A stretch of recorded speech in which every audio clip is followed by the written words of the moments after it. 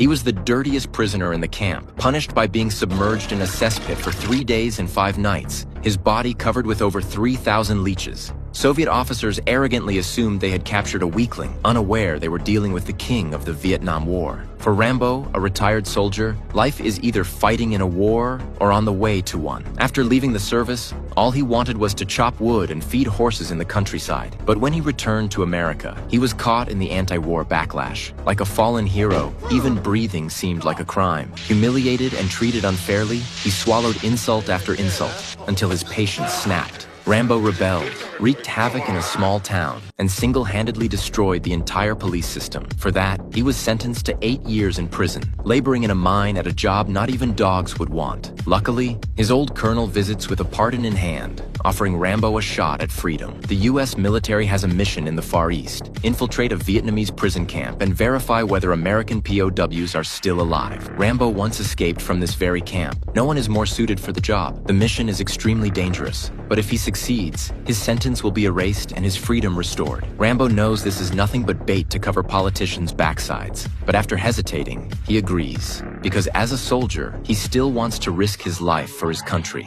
3 days later, he's brought to a military base in Bangkok. Before he can even rest, Washington's Commander Marshall begins briefing him. About 2,500 Americans went missing during operations in Vietnam. The government is content to assume they're all dead, but for the families, that assumption is unacceptable. Rambo's task is to sneak into the camp without engaging the enemy and photograph proof of whether prisoners are still alive. A rescue mission is not part of the plan. To ensure success, the Pentagon spends heavily on a modern command center, claiming all the equipment is designed to assist Rambo. But as one of the world's top special forces soldiers, he believes the best weapon is willpower. Soon, the plane reaches the target zone. Rambo dons his helmet and goggles, clutching his trusted gear, looking even more tense than the first time he went into battle. At the pilot's command, he leaps, but his nerves cause him to snag on the plane. No matter how hard his comrades try, they can't unclip him. If it continues, the engine will tear him to pieces. In that critical moment, Rambo makes a daring move. He pulls out his combat knife and cuts the safety strap. He plunges straight down from 1,000 meters with no parachute and no weapons. From the start, this mission is a gamble with death.